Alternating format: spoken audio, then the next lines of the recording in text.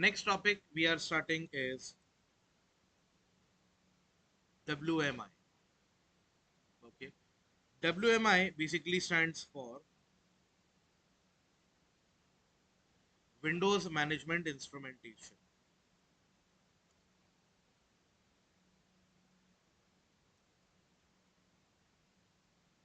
Windows Management Instrumentation. The work of WMI is basically to fetch the information.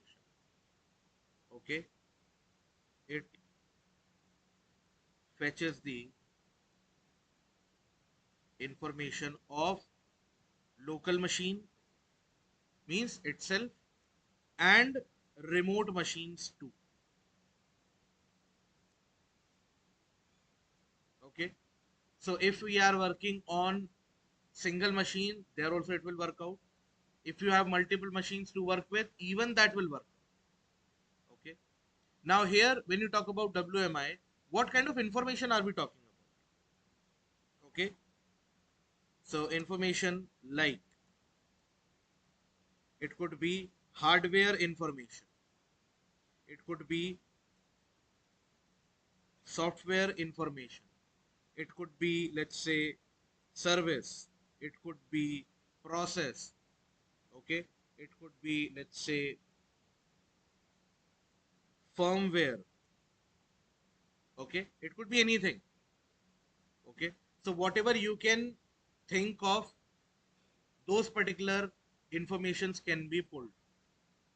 Okay, when I talk about hardware, it could be your RAM, it could be your hard disk, it could be the motherboard, it could be the heat sink. When I talk about softwares, whatever softwares are installed, their versions, product version, whatever it is. Services, so whatever we were doing using get service command, we are fetching the information. In the same way, service information can be pulled. So that is the basic functionality of WMI. This WMI is basically the Microsoft proprietary product. Okay. Before WMI, we had something called as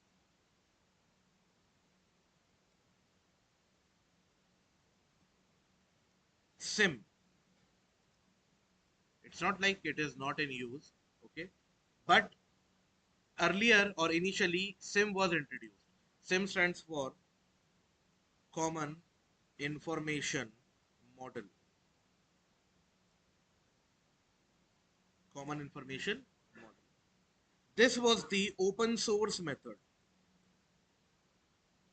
This was the open source method where even it was basically sharing the same information or same features, you can say, what we were getting in WMI. Okay, so basically Microsoft took this particular product and applied their own on top of it. Got it now? So that's why we will be focusing primarily on WMI. But in case if you have to work with SIM also, the commands are very much similar. The commands are very similar. WMI is something which is actually used in most of the productions also. Okay, that's why we will be focusing too much on this WMI. Clear to everyone till here? Now, when you talk about commands, when you talk about command, there is only one commandlet available in WMI, that's called get hyphen WMI object. Very good. Get hyphen WMI object. And if you don't want to use this command, then there is an alias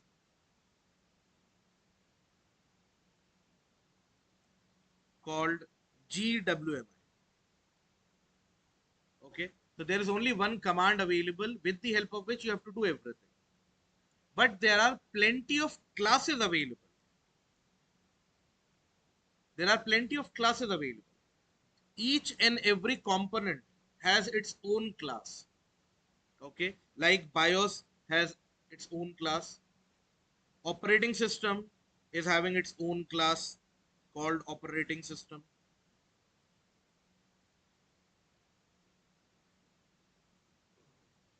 Okay, let's say you have your RAM. So Physical memory is the name of the class. You're talking about your hard disk. Logical disk is the class. You want to know about your details of your computer system. There is a class. So like that, there are multiple classes available and you need to basically work on those classes only. Got it till here? Now to work with WMI, I told you that there are different classes available. So we need to basically deal with those classes. Okay. So to do that, you can use the command called get hyphen WMI object hyphen list. Okay.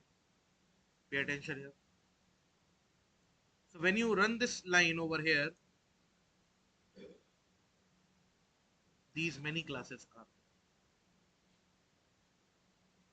But these many classes contains both WMI and SIM. Okay, it contains both the things. To verify, you can see most of the classes are starting with the keyword called Win32, right? So whatever starts with Win32 is basically your WMI class. And if I keep scrolling upward, SIM command starts with SIM underscore. And WMI starts with Win32 underscore. That's a difference between the two. So to count it, just give a count how many are there basically. So pipe measure hyphen object. So I have overall 1184 classes. This is for SIM and WMI, both of them.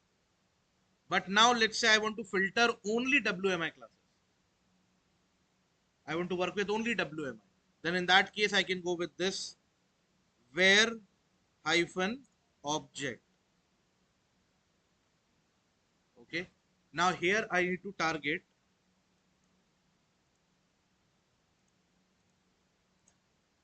I need to check the name. Okay, it's a name only.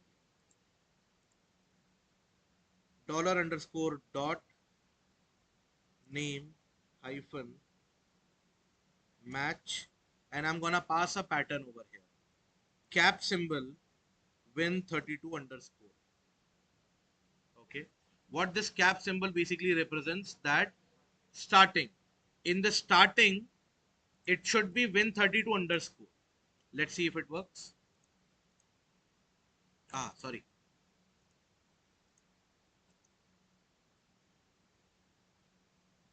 Did you notice? All Win32 are coming now. Okay. This basically represents all the WMI classes. If you want to give a count for it,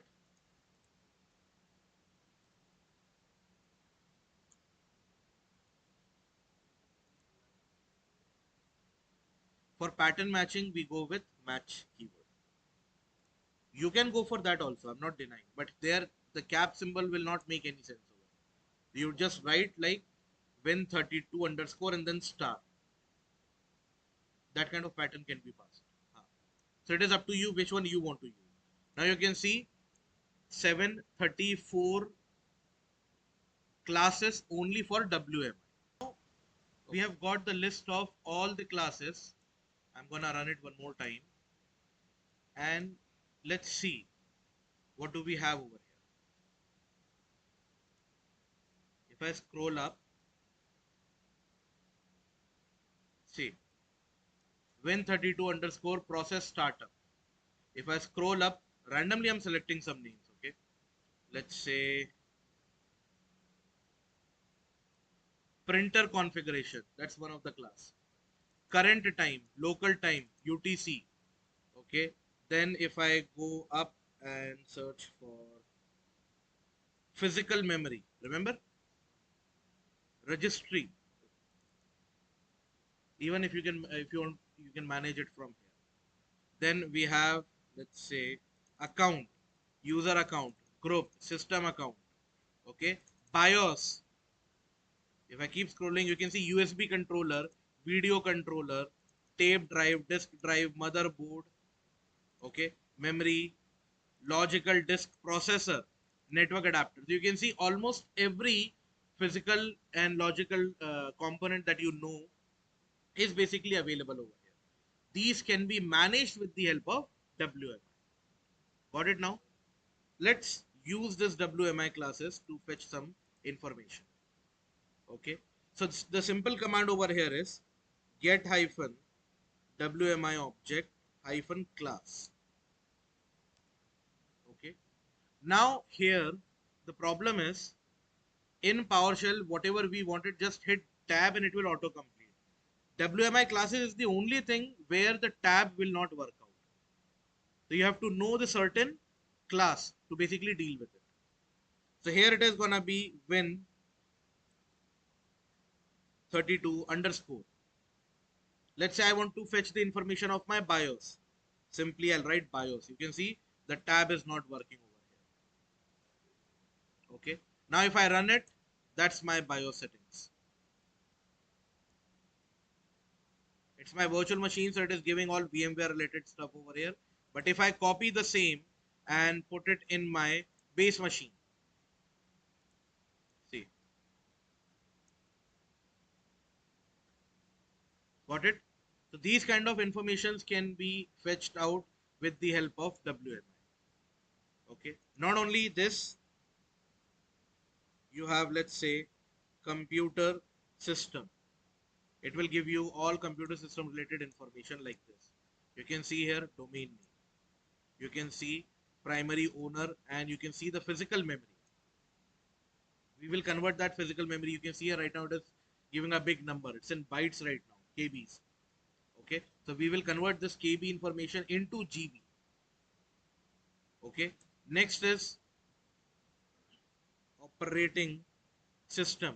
So regarding the OS you want to find out, that's the way how you do it. Next is, let's say, go with logical disk. Okay. When you run it, you can see here I'm getting C drive, D drive information. If I want, I can also go with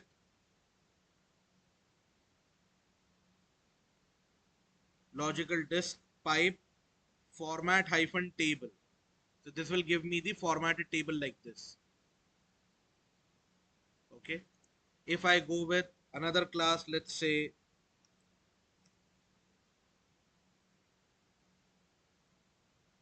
network adapter,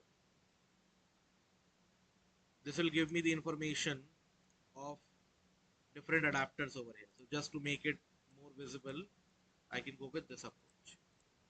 See. So it is fetching each and every information regarding my system. Now assume that, or don't assume, basically we have worked on the definition. It says it fetches the information of local and remote machine too. Correct? So local machine, now you got to know how basically it works out. Let's talk about remote machine this time. So let's say I want to go with the computer name. Okay. So if I just go with this particular, so here it is giving me information of my computer only. But if I want to fetch the information of my machine and remote machine, that's scenario one, or only remote machine, that's scenario two. For that, you have another parameter called computer name. If you have one system, just write member. I need to power on that secondary machine. Meanwhile, it is getting powered on. So either I can write one single member over here or DC comma member. DC is my computer name on which I am working. Member is actually my member server name. Okay, I'll just verify. You can see it is DC and this one.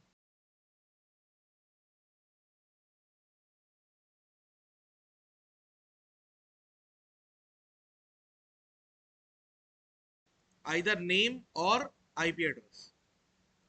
Meanwhile, this is getting powered on. What if I have 1,000 machines to fetch? Right now, I have only two machines, right? But think of a bigger production environment where I have 1,000 machines to fetch the information. Can I write 1,000 names, 1, 2, 3, and so on? Then IP address also is fine, but 1000 IPs range will not work out over here. In that manner, what you can do, let me do that for you basically. So I'll make a file. Okay, let's say dollar file equals to get hyphen content. Okay, so here I am gonna create a file, notepad space comp dot txt. This file does not exist as of now. I have to create one. So when I run it, it says cannot find path. Do you want to create one? Yes.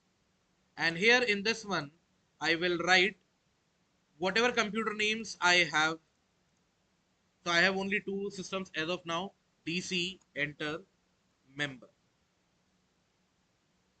Got it? Even if I have IP addresses, I can write all of them. I have 1000 names, I have to write exactly in the same way. Save it. And now, what do you need to do? I'll comment this line because now the notepad file is created. And then I'll call this file. I'll call this file and store the data inside the dollar file variable. And here I'll just pass that particular dollar file. Easiest and the best way to process multiple systems. It could be a single machine, it could be 10 machines, it could be 100 machines also. Okay. Now let me check if the machine is on. Okay, it's powered on.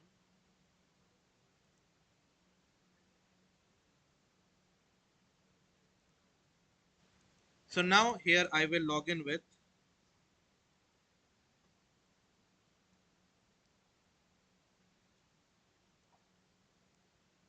G2 user over here, and I just need to check the computer name.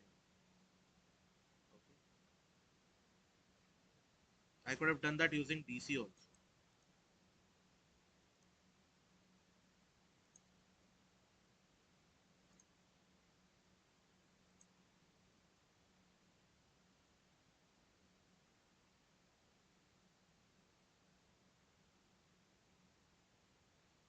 Come on.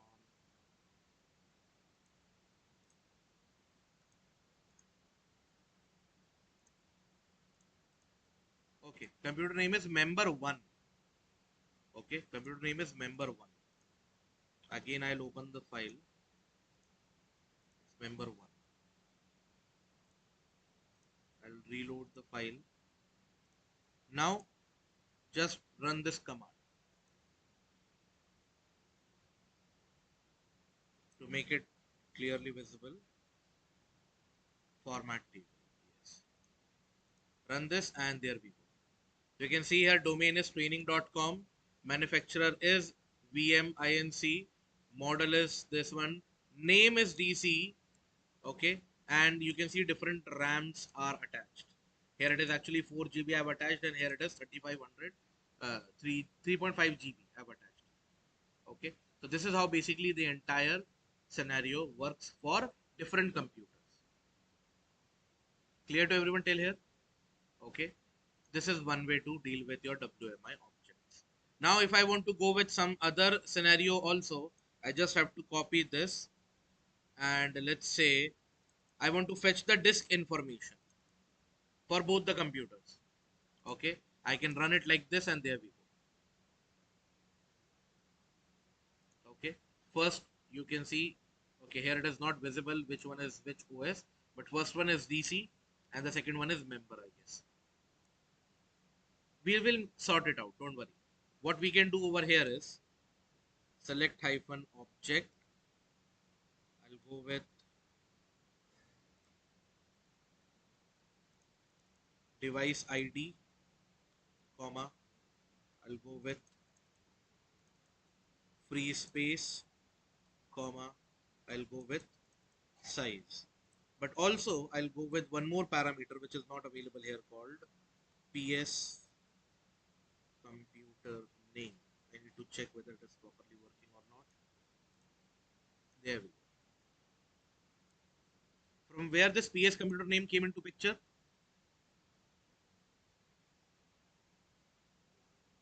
Remember members.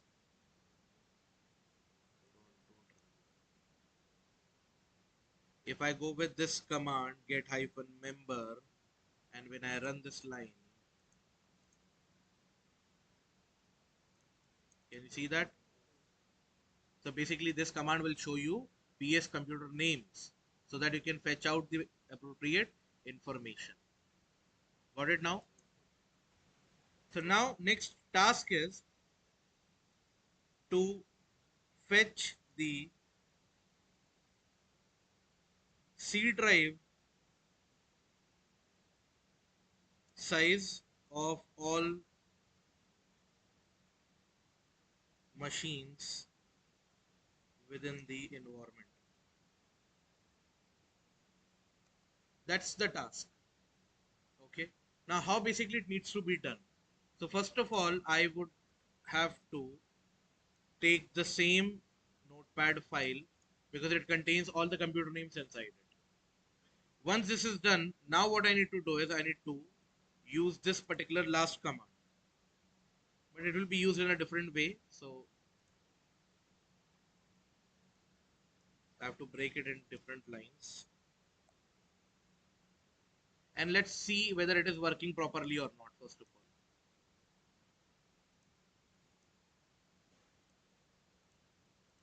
You can see here I am getting some size, some details over here. But you can see here it is giving me C drive and D drive both. I don't want both of them. I want only C drive, for example. So now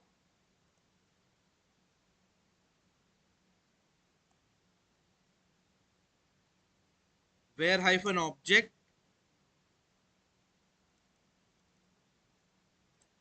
device ID equals to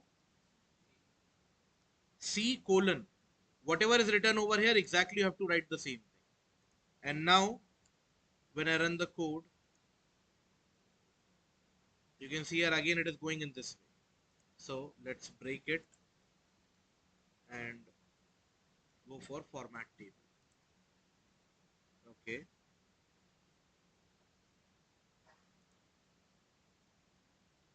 Oh, okay, okay. Got the mistake. Pipe symbol was missing. There you go. Make sense? Now, you can see here free space again it is showing such a big number and size is also showing such a big number. Let us convert this data into readable format. GBs, MBs, whatever it is. Let's convert that into the readable format. Okay. So we need to basically target the two names over here, right? So as I told you earlier, the easiest way, break it into different lines. Okay.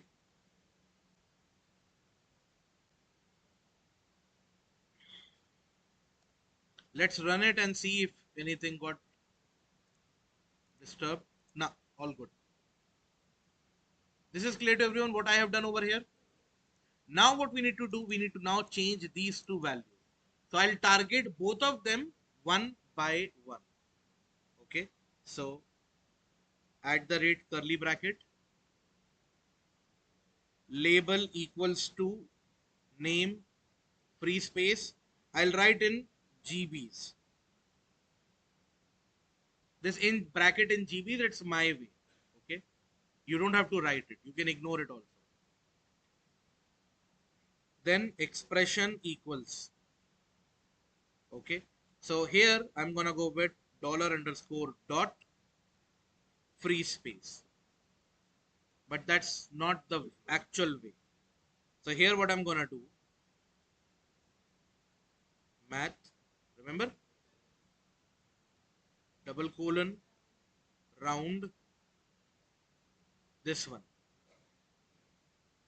But even if I round the value, it is not gonna give me entire data in GB format. Even if I round it, let me show you what I'm talking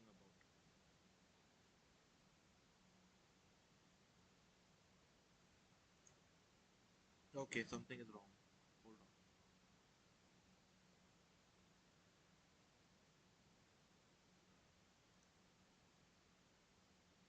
on. What happened over here? Line is right, but first of all, I need to convert that data into GB, na? So what I need to do in this particular place is, I'll cut it put inside the bracket and divided by 1 GB. Now when I run this, can you see that? The entire game revolves around this entire equation. So focus here. I am rounding up the value. That's fine. But see, the main game is this one. Free dollar underscore dot free space divided by 1 GB. If I remove this entire, if I remove this entire and put only till this much,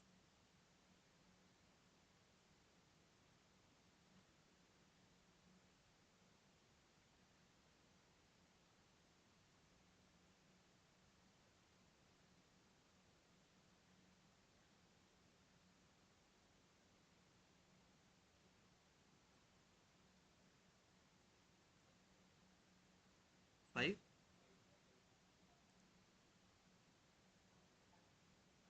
No, no, no, no, no. Hold on. Bracket E equals to bracket start.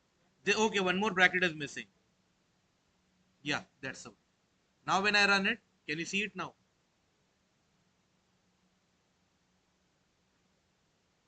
To convert the data into GB, what we have to do is take this entire format and then divide it by GB. Okay, got the point?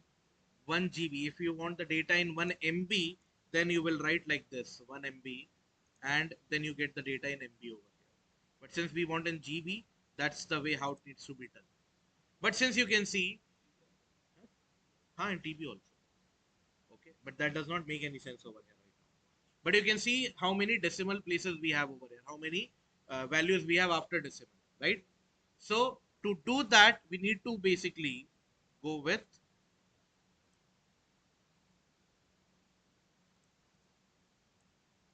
this entire data, which gives me the exact information how it works out. Got it now? Exactly. Now I can take the same line and just replace size over here, and here also size. Run it. There we go. So now you can see overall I have total of 59 GB, out of which 47 GB is free. Clear to everyone? That's the way how you need to deal with this entire situation.